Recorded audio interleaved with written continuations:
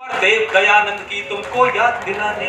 और सुनिएगा जरा अंतिम बात, कैसे थे मेरे ऋषि दयानंद। देव दयानंद प्रकाश पुंज है गहन तमों की घाटी में। देव दयानंद प्रकाश पुंज है गहन तमों की घाटी में। देव दयानंद चंदन का पौधा सूखी बंजर माटी में। देव दयानंद करुणा का सागर पाषाणों के सीने पर।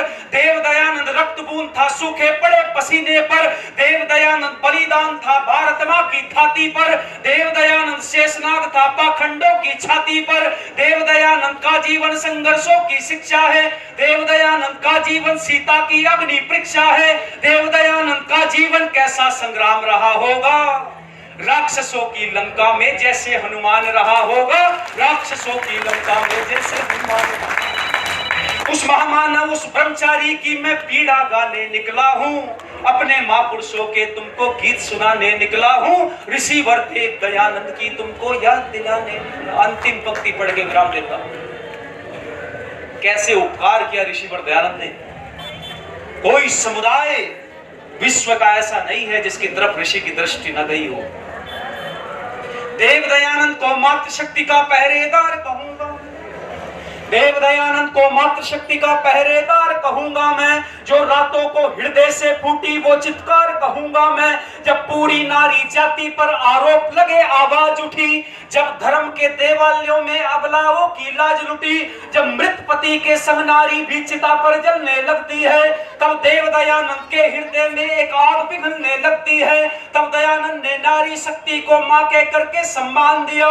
धरती से भारी बतलाया सबसे ऊंचा स्थान दिया। दुनिया के पत्थर खाए तुमको जीने का आधार दिया।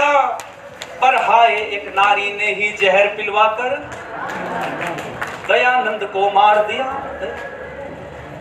आप विचार करिए, लेखनी टूटती है यहाँ विश्लेषकों की। स्वामी दयानंद ने कहा था कि जगन्नाथ तुम नहीं जानते कि इस समय विष देने से इस विश्व की कितनी बड़ी बोलो हानि हुई है। इसका अंदाजा तुम्हें नहीं है। लेकिन याद रखना लोगों, ऋषि का ऋषित्व प्रकट होता है। ऋषि मनुष्य से ऊपर होते हैं। इसलिए जगन्नाथ विष देने वाले जगन्नाथ को भी कुछ मुद्राएं देकर के भगा देते हैं। यहाँ ऋषित्व सिद्ध होता है। मनुष्य से ऊपर उठकर के ऋषित्व की भावना। स्वामी दयानंद ने किसको करेक्ट नहीं किया। स्वामी दयानंद ने ईसाइयों की भर्त्सना की है। इस्लामिक जो मान्यताएं समाज को खाई जा रही थी उनको करेक्ट करने का काम किया। क्या बौद्धिस्ट, क्या जैनिज्म, तमाम तरह के मत पंथ संप्रदाय सबकी खटिया खड़ी कर दी है स्वामी दयानंद सरस्वती ने। और कहा कि यदि जीवन में सुख और आनंद चाहते हो तो उसका मार्ग केवल और केवल बोलो वैदिक मार्ग है। इसके अलावा कोई दूसरा रास्ता बोलो नहीं है। तो बस यहीं पर मैं अपनी वाणी को विराम देता हूं। आपने दच्चित होकर के सुना है। सभी का बहुत बहुत आभार, बहुत बहुत धन्यवाद।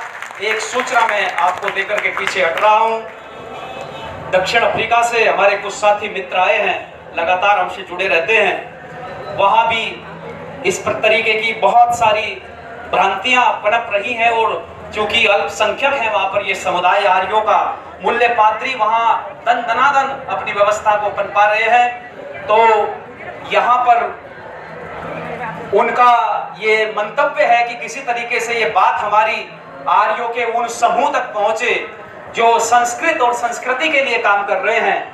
वो किसी तरीके से सरकार तक ये बात पहुंचाए और सरकार हमारी दक्षिण अफ्रीका की सरकार तक ये बात पहुंचाए ताकि वहां संस्कृत का एक ऐसा विश्वविद्यालय खुले जिससे वहां भी संस्कृति और संस्कारों का प्रचार हो।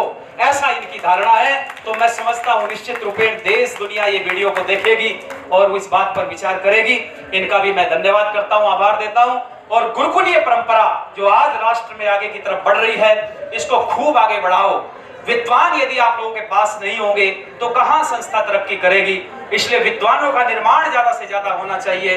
विद्वानों के प्रशिक्षण की व्यवस्था ज्यादा से ज्यादा होनी चाहिए। ऐसे कार्यक्रम आप लोग आज आयोजित करें और हम सब लोग मिलकर के, हमारे श्रद्धेय आचार्य जी, यहाँ हमारे मार्गदर्शक ज्वलंत कुमार जी बैठे हुए हैं, तमाम विद्वान लोग देश के इस पर काम कर रहे हैं। तो ज्यादा से ज्यादा संख्या में हमारे विद्वान आगे बढ़ेंगे तभी राष्ट्र का कल्याण होगा, भला होगा। और गुरुकुलों को दान देने वाले उन भामाशाह को भी मैं आज इस मंच पर याद करता हूं। महाशय धर्मपाल जी जिन्होंने जाने कितने गुरुकुलों का पल्ला और पोषण किया है, ऐसे महान व्यक्तित्व को मैं स्मरण करता हूं। राजीव गुलाटी जो वर्तमान समय में इस राष्ट्र में भामाशाह की तरह गुरुकुलों को बढ़ाने का काम कर रहे हैं, उनको भी इस मंच से मैं नमन करता हूं। तमाम लोगों को जो किसी भी रूप में समाज को अच्छा बनाने का काम कर रहे हैं, सबको मैं धन्यवाद देता हूं। मेरे साथ मिलकर बोलेंगे, बोले भारत माता की।